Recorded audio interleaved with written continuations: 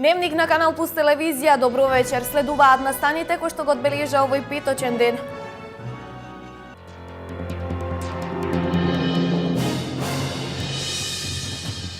Одржливо управување со природните ресурси во микрорегионот Пијанец Малеш. Општините и граѓанскиот сектор изработија листа на природни ресурси кои треба да се заштитат.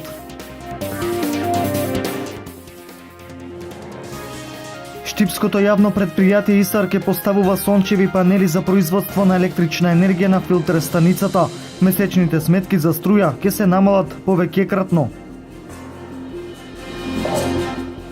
Нелиценцирана компанија за домување собира потписи од станарите во колективните стамбени објекти во Штип за одржување на влезовите. Инспекторите апелираат станарите да внимаваат со која фирма склучуваат договор.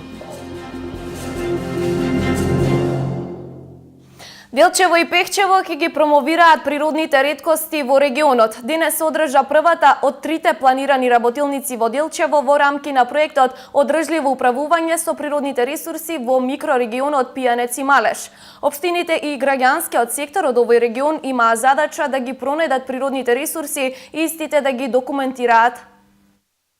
Општините Делчево и Пехчево, здружени преку користење на иновативни алатки, ќе ги промовираат природните реткости во регионот. На денешната прва работилница во рамки на проектот Одржливо управување со природните ресурси на микрорегионот Пијанец Малеш, представници на општинската администрација од Пехчево и Берово и граѓанскиот сектор имаа за задача да ги пронајдат сите најпознати и најпосетени природни убавини во Пехчево и Делчево и да ги документираат за понатамошна обработка и нивно промовирање. Проектот предвидува повеќе сегменти, јас сега во оваа прилика би спомнал неколку, едукација на дел од вработените во општините Делчево и Пехчево и дел од граѓанските организации за користење на иновативни алатки за одржливо управување и промовирање на природните ресурси во нашиот регион. Исто така предвидува проектот изработка на веб страна, обележување на местата со QR кодови, поставување на сигнализација, односно информативни табли на сите од овие 21 локација кои што се влезени во проектот, поставување на патокази за овие локации, како и изработка на мапи за патеката на Голак, планинската велосипедска патека на Голак, потоа изработка на регионална мапа Делчево и Пехчево, која што исто така ќе биде отпечатена, каде ќе бидат обележени сите природни ресурси во регионот и ќе бидат достапни на сите туристи и добронамерни посетители и голем број на промотивни материјали од типот на разгледници од локациите, печатање на магнети. Освен уредувањето на велосипедската патека по сите стандарди на Република Македонија, која што ќе биде во должина од 6800 метри, ќе се обележува и детската едукативна патека, насловена патеката на Петко на планината Голак. Покрај патеката ќе биде обележена и детската едукативна патека, познатата патека на Петко, со сите табли кои што се поставени уште во текот на летниот период од проектот, исто така финансирано од Швајцарската агенција за развој и соработка. И мислиме дека ќе воспоставиме една целина за природните ресурси и една комплетна понуда која што ќе можат сите заинтересирани да уживаат во понудата што имаат општините Пехчево и Делчево. Проектот е финансиран од Швајцарската агенција за развој и соработка, а е поддржан од општините Пехчево и Делчево. Штипското јавно предпријатие ИСАР ќе поставува сончеви панели за производство на електрична енергија на филтер станицата. Реализацијата на овој значаен проект ќе ги сведе на минимум трошоците за струја, кои месечно комуналното предпријатие го чинат повеќе од 2,5 милиони динари. Поставувањето на сончеви панели на филтер станицата, кој е еден од капиталните проекти на Штипски ИСАР за 2017 година, е во завршна фаза. Со реализација на овој значаен проект, јавното предпријатие ќе ги сведе на минимум трошоците за електрична енергија кои месечно го чинат повеќе од 2,5 милиони денари. Овој систем кој ќе го користи сонцето како извор за содавање на струја ќе ги заштеди овие пари за електрична енергија, а комуналното предпријатие ќе ги инвестира во други значајни проекти за градот. Оваа година, почетокот на годината ќе се реализира проектот проектот со панелите, кој што започна оваа година, тендерската поставка веќе е завршена. Очекуваме со одлука на управниот одбор да ја зголеми сумата, бидејќи се јави само еден понудувач, за да видиме дали ќе успееме да 60 рати по тие услови кои што ние ги бараме, дали ќе успееме по такви повластици да добиеме панели и да се произведуваме електрична енергија сами. Инаку јавното предпријатие ИСР успешно ја заврши 2016 година. Најголем дел од предвидените проекти ги реализираше. Реконструкцијата на градскиот пазар и замената на старите водомери со нови дигитални беа едни од капиталните проекти кои беа реализирани уште во првата половина на годината. Општина Делчево продолжува со активностите за изработка на стратегијата за климатски промени. Во таа насока на делчевската јавност и беше презентирана стратегиската оценка за влијанијата врз животната средина во рамки на документот на Милеу Контакт Македонија, општински стратегии за климатски промени. Општина Делчево продолжува со активностите за изработка на стратегијата за климатски промени. Во таа насока на делчевската јавност и беше презентирана стратегиската оценка за влијанијата врз животната средина во рамки на документот на Милеу Контакт Македонија, општински стратегии за климатски промени. Тоа е една од законските обврски како националното законодавство, така и од европското, по европските регулативи, да ја консултираме јавноста и да го слушнеме нивното мислење во однос на влијанието врз животната средина, кое се однесува на стратегијата за климатски промени на општина Делчево и за проектите поврзани со акцијскиот план во самата стратегија. Имаше присутни од локалните институции, имаше директни учесници во креирањето на овој стратешки документ, имавме представници од имплементирачката организација, слушнавме мислења, истите ќе бидат вградени во понатамошната имплементација во овој документ, како и во самиот документ во анексот за примедби, односно препораки од страна на граѓаните и јавноста. Изработката на стратешкиот документ за климатски промени и неговото ставање во функција за граѓаните на општина Делчево значеше и имплементирање на првиот проект, а тоа е изградбата на атмосферската канализација на улицата Питогули во Делчево. Обезбедени се финансиски средства од ДУСЕИД и еден дел од буџетот на општина Делчево. Проектот е во завршна фаза, останува само асфалтирање на делот кај што е изводен асфалтот и се надеваме дека таму ќе се намали ово влијание, посебно во делот на поплавните бранови кои што доаѓаат и при најмали врнежи во Делчево и дека водата конечно ќе го најде својот пат. Нема да ги гледаме последиците на подигање на шахти и на поплавување на дворови и на приватни имоти во овој дел од Делчево. Инаку проектот на USAID за подготовка на општински стратегии за климатски промени, имплементиран од Милеу Контакт Македонија, досега во општините од регионот успешно се спроведува во Пекчево и Виница. Во септември 2015 година овие активности се прошири и во општина Делчево. Нелиценцирана компанија за домување собира потписи од станарите во колективните стамбени објекти во Штип за одржување на влезовите. Случајот е пријавен кај Општинскиот инспекторат за домување, од каде апелираат граѓаните да се информираат за тоа кои компании се лиценцирани за вршење на оваа дејност. Одржувањето на стамбените згради нов начин на измама во Штип. Од пред известно време непостоечка фирма собира потписи од станарите за да склучат договор за одржување на хигиената во колективните домови. Ваквиот случај на измама го потврдуваат од Општинскиот инспекторат за домување, каде има пристигнато голем број на пријави од страна на група станари за овој случај. Во инспекторатот за домување добивме дојава дека нелиценцирани фирми собираат потписи од граѓаните за одржување на влезовите. Во Штип има само две лиценцирани фирми, и тоа се фирмата Барбир и фирмата Стамбен сервис бизнис центар. Единствено со нив граѓаните може да склучуваат договори за да не бидат измамени. За тие физички лица што собираат потписи по влезовите следуваат казнени мерки. Од секторот за внатрешни работи во Штип досега нема добиено пријава од страна на граѓаните за случајот за лажно собирање на потписи за одржување на станбените згради. На подрачјето на општина Штип до крајот на 2016 година 102 лиценцирани фирми за одржување на колективни објекти за домување имаат потпишано на 3500 семејства кои живеат во станбени згради. Во Делчевското село град во пожар настанат најверојатно од спој на електричната инсталација во штала изгореа 5 грла на стока, од кои 3 молзни крави и 2 бика. Собственикот Величковски Златан, видно вознемирен од загубата пред камерата на Канал Плюс, побара помош од хуманите граѓани. Со одгледувањето на стоката го прехрануваше 8-членото семејство. Па дојавата ја пријавме некаде околу 12:30 часот од жители од село град и се упативме веднаш на лице место со 2 камиона со Сканијата и со ФАП-13.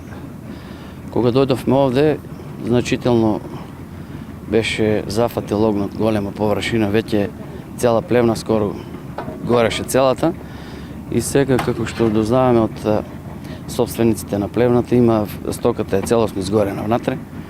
Мислам дека некаде околу 5-6 грла има изгорени.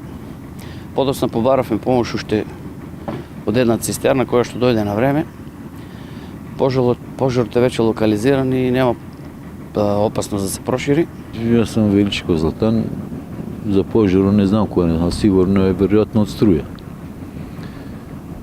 Бех на погреб, после иде да чиста школата, јавија ми се, дојдех од стока, ништо, само спасени кобила и магариња, друго ништо. Колку стока имавте? Па, моментално у кошарата беа 5 грла. 5 крави? 3 крави, 2 бика и една јуничка имаше у кошарата. Не знаете како се случило све? Не знае никој тоа. Во колку часот беше? Па, околу 1,5, 20 до 1, така нешто беше. Кои пријави пожар? Во пожарното се од продајницата пријавили. На мен ми се јавија, не знам никој ми се јавал. Така е, сено има околу 800 бали јонџе, 200 бали има сено, рефус има, слама, се.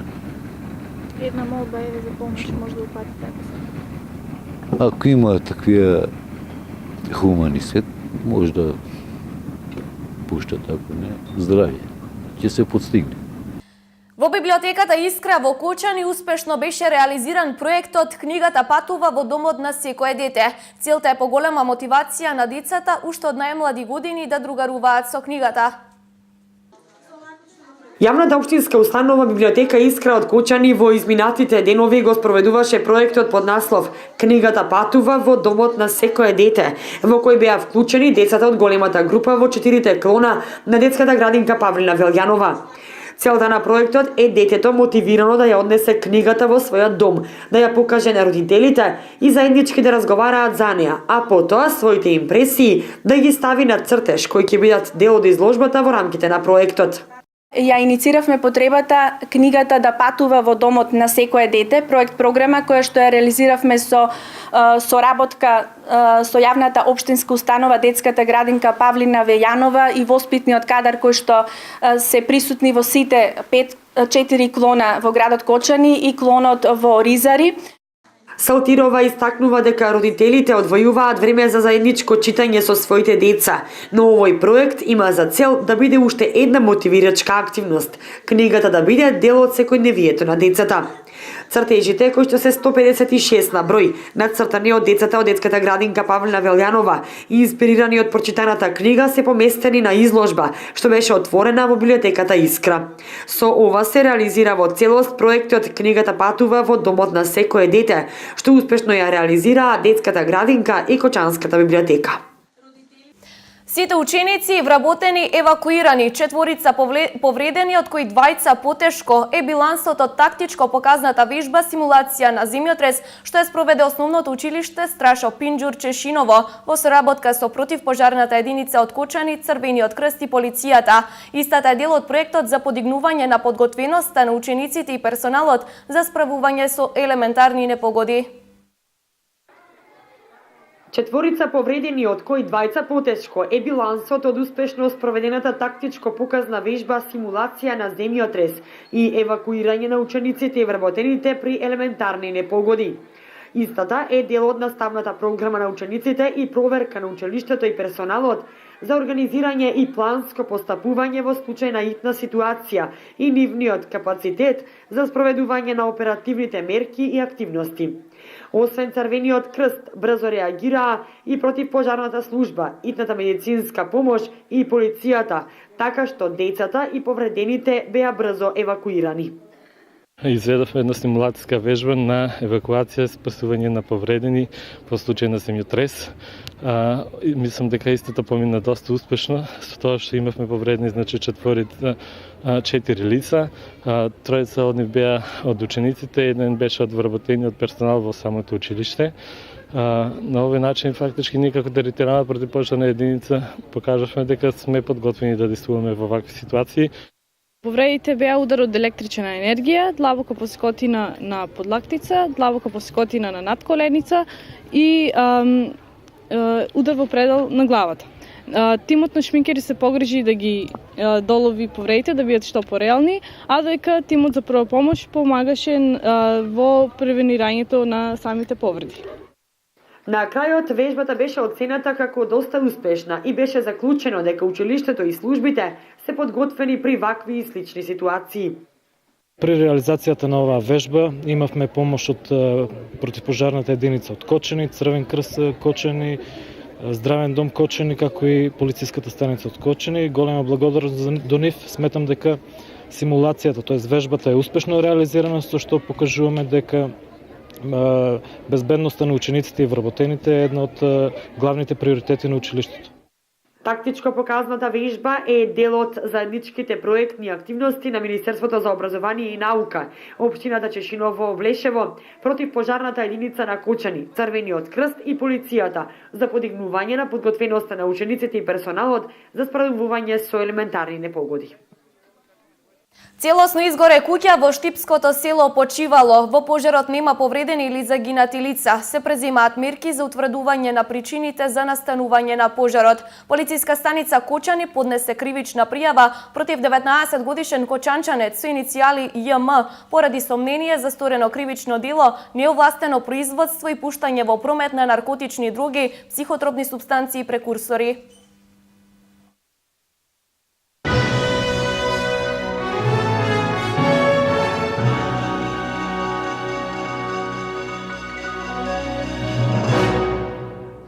Сезонското овошје, зеленчукот и планинските чаеви денес на градскиот пазар беа најмногу барани. Иако една недела пред нова година, цените и не беа екстремно високи, сепак побарувачката беше мала, а производителите незадоволни. Ако минатиот петок на пазарџиите во Штип не им се посреќи поради ниските температури, овој петок убавото време им послужи. Најмногу барани производи претежно беа сезонските овошја и зеленчуци, кои се и неизоставен дел на трапезата во овој временски период од годината. Најмногу се троше мандарината, кивата, углобала сето јужно овошје. Сега, мислам, сезоната е на неја и така. Цените мандарината и портокало ни е по 35, лимоно 50, кива имаме од 20 до 50. Луѓето купуваат, ама ги нема веќе. Што мислите, зашто е опадната продажбата? Па зашто? Због економски причини. Како се цените денес? Цените како и секој петок. Нема ништо различно, а иначе нема промет. Шпанаќу 50 денари, морковите 30 денари, брокулата 100 денари кило, кромидо 30 денари. Почнуваме од ќел. Ќело е 6 денари од парче. Кинеска салата ти е 40 денари од парче. Целер зависи од големината, од 10 до 70 денари од парче. Макдоносот ти е 20 денари, џумбуро име 200 удобниот и 120 е лошиот. Значи 150 денари килото ти е брокулата, морков 40 и 30, трупката 30 денари од кило. Дајкано зависи од големината, од 40, 30 и 20 од парче. Имаме цвекото 30 денари и кромендото ти е 30 денари. Купуваат ли ова време тикви? Имате Научија се луѓето за корен се работи доваѓат и благодарен сум. Освен сезонските производи на градскиот пазар беа застапени планинските чаеви. Какви чаеви нудите? Чаеви, планинска, таква, катрион, орашчиња. Те тие чајчиња. Како оди продажбата на чаеви? Купуваат ли чаеви? Купуваат сине, јас не живеам, немам пензија. Со стечењето и кумпирчето. Граѓаните задоволни од понудата на градскиот пазар, но не и од цените. Што си купувате овој пазар? Се по нешто. Што ни треба тоа? По нешто се. Орашчиња, јабучки, бананки, спањакче. Тоа. Како се цените овој пазар? Посредно може да кажем. Добри се, не се многу скапи. Купиме си јабуки и пипер црвени. Тоа. Како се цените? Како се цените денеска? Па добри се, за така за сиромаси добри се. Производителите очекуваат поголема потрошувачка следниот пазарен ден пред Нова година.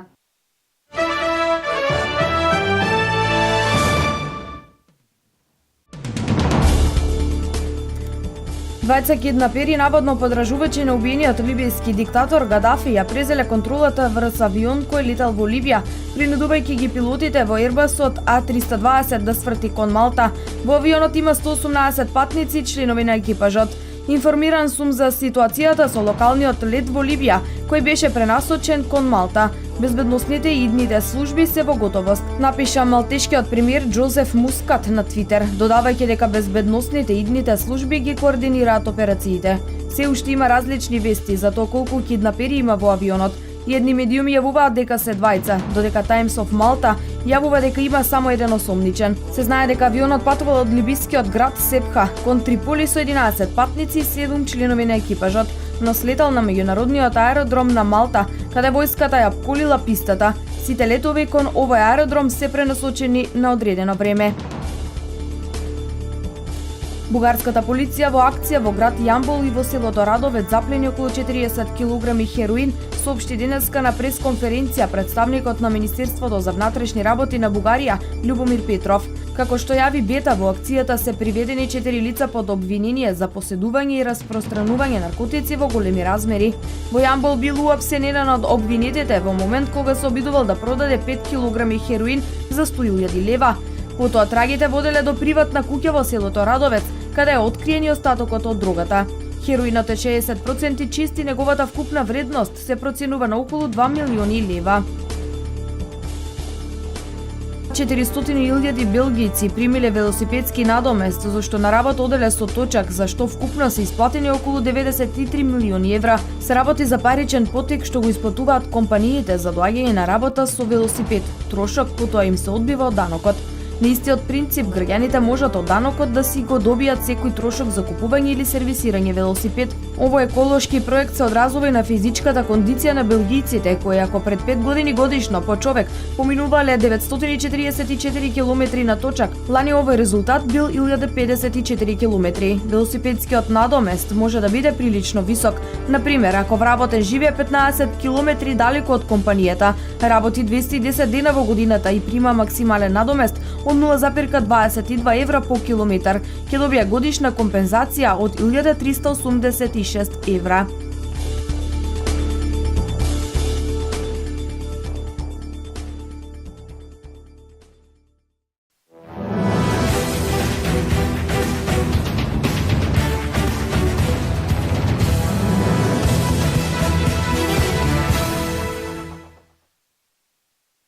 Фудбалскиот клуб Брегалница денеска официјално ги потврди првите трансфери во клубот за престојниот зимски трансфер период.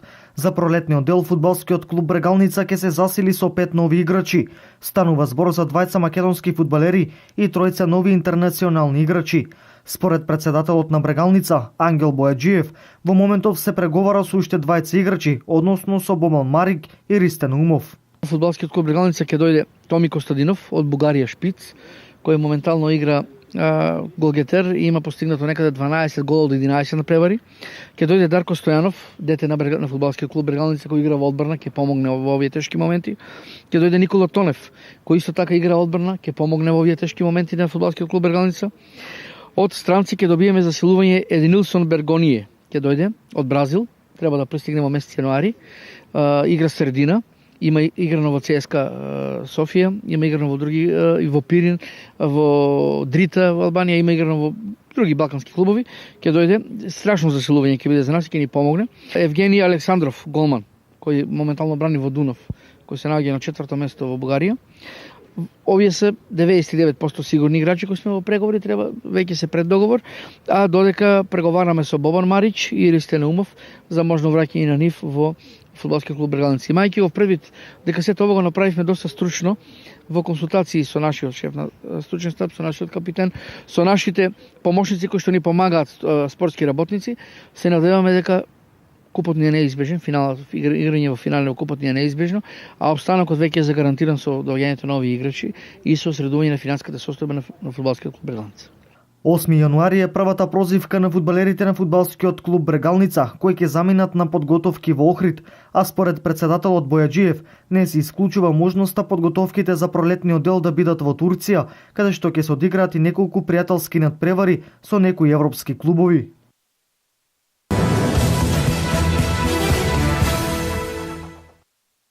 Шест борци од кикбокс клубот Гладиатор од Штип овој викенд ќе настапат на меѓународниот кикбокс турнир Balkan Best Fighters во организација на кикбокс клубот Ниш од Србија. Слав Чарсов, Ерик Коцев, Никола Нацев и Јован Арсова се надпреварувачите од клубот од Штип и Антонела Стојменовска и Анастасија Маринковска од новоотворениот кикбокс клуб на Гладиатор од Македонска Каменица.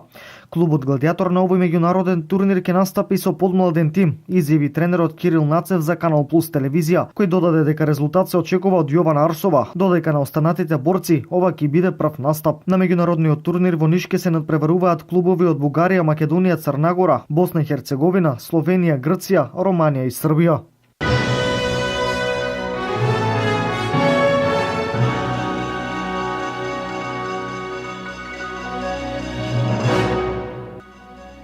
Ова беа сите содржини кои што го одбележува и петочен ден на истокот. Ви благодариме на вниманието. Имајте пријатна вечер со програмата која следи.